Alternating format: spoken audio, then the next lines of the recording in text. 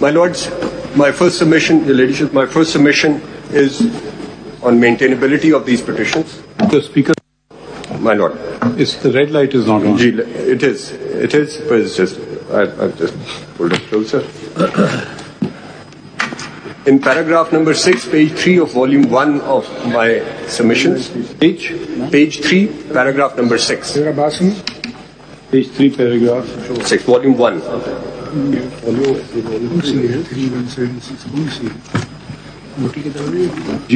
Lord, I have sought rejection of these petitions on the grounds on maintainability for failing to meet the test criteria laid down under clause 3 of Article 184, which is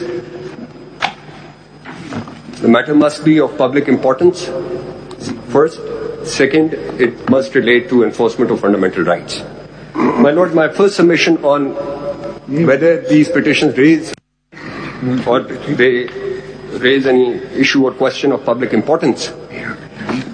My Lord, my learned friends, the counsels for the petitioners, they have largely, their case is rooted in lack of legislative competence, not necessarily objecting to the contents, all of them,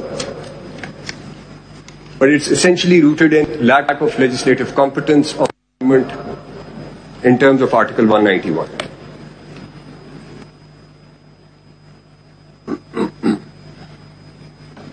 And the argument, my Lord, is that because the powers and because this Honourable Court in 1980 had made rules, therefore the field stands occupied and in any event could not legislate.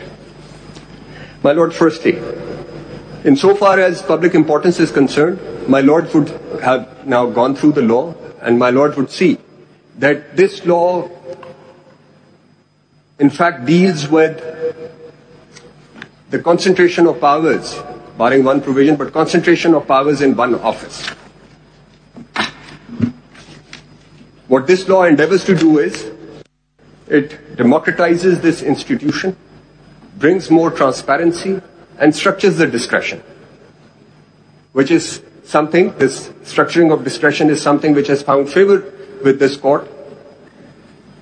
The 7 principles enunciated in Amanullah case, PLD 1990, Supreme Court 1092. PLD 1990, Supreme Court 1092. Open policies, open plans, transparency, and so on, which this court has held that it is required of every, and of course it was with regards to the powers that the executive exercises. Now these are all administrative powers we are talking about. This law deals with largely, barring, of course, Section 3 was a question that was raised. I'll address towards the end, and Section 5, which I will address separately. So insofar as public importance is concerned, this law, in fact, deals with the issues which are important for public, which is the litigants.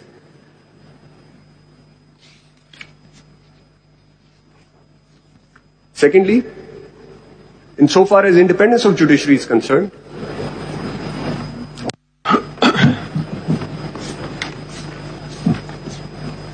my Lords, there is no external element, which is to say that no other institution which has given any role whatsoever under this Act insofar as practice and procedure of this court is concerned.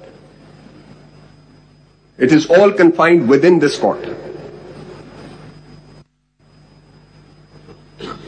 And that alone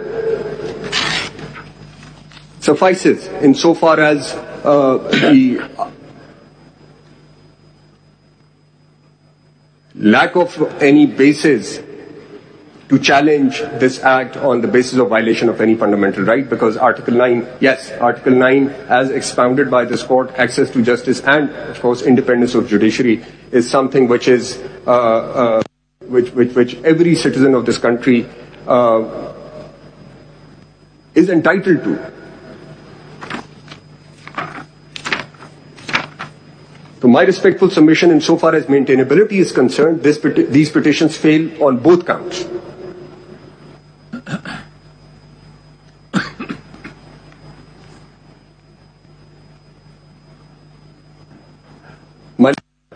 In continuum, as far as independence of judiciary is concerned,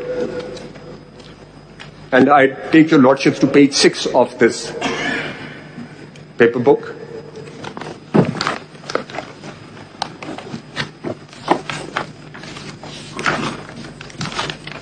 Starting from Government of India Act 1935, which was the first constitutional order of this country, under which federal court rules 1950 were made. Under section 214, subsection 1 of Government of India Act, the federal court could make rules but with the prior approval of the Governor General at that time. And in 1950, the Governor General, of course, was neither part of Parliament, there was no constitution, but under the Government of India Act, Governor General wore several hats, and the executive authority vested in him, and of course part of some legislative authority as well. Under the 1956 Constitution, Article 177 read with third schedule, Part 1, Clause 3. The rules were made with the prior approval of the President. There was not even a mention of any law as far as the 1956 Constitution is concerned. 62.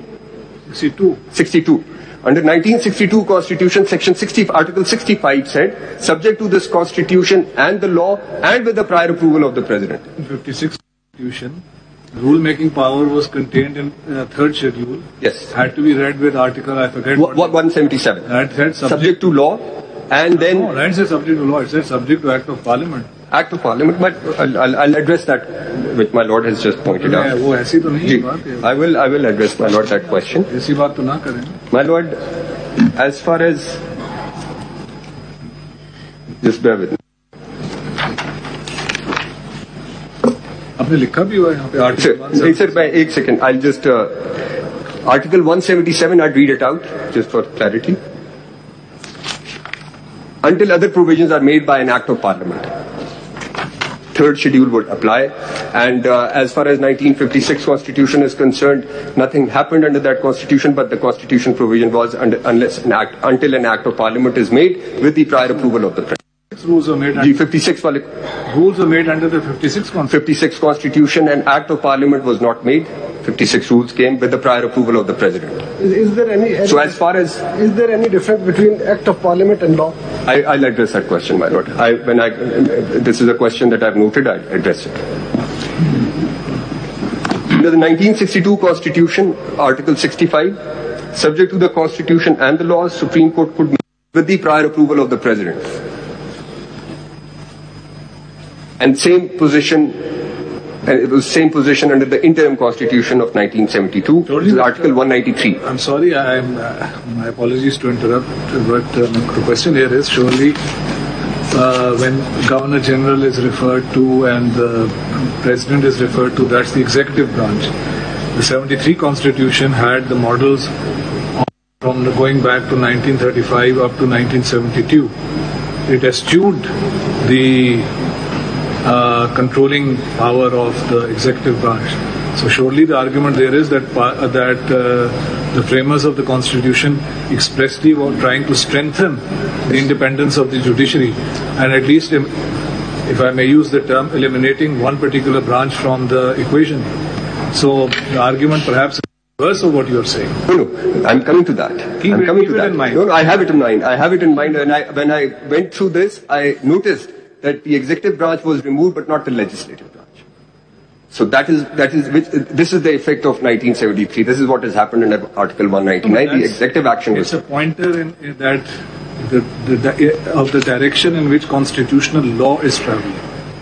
I'll address that.